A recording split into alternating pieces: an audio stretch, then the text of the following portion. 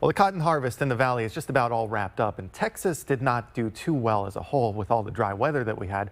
But cotton farmers in the valley say they had just enough rain this year to make it a good harvest. Now at the tail end of the cotton crop harvest, the signs of a healthy yield here waiting at the port of Harlingen. In spite of rain shortages, valley cotton farmers managed to squeeze by. The rest of the state of Texas wasn't as lucky as what we were. AgriLife Extension Pest Management Agent Danielle Sakula says, in fact, valley farmers did better than normal.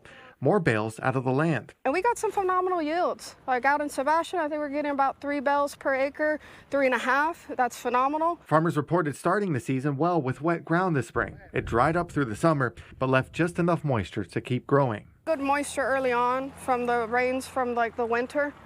And so we were able to get in there, plant, get the crop up.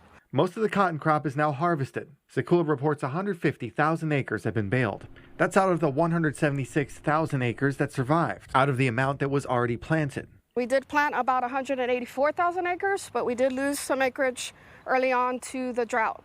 It just burned up or it just didn't come up. The areas with the most trouble in the valley were the dry land farms in Willacy County, lacking irrigation water.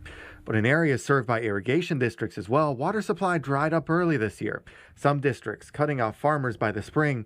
Those concerns about our future water supply persist now. For the next growing season, and then of course for any of the fall crops, we have a lot of vegetable crops. I mean, we really do need some rain. And cotton growers have now moved on to mandatory stalk destruction. That's mandated by the boll weevil eradication program to destroy what's left on the ground by September 1st. Texas A&M AgriLife says populations of the invasive boll weevil are still low following last year's winter freeze. That's helping slow the spread across to farms in the U.S.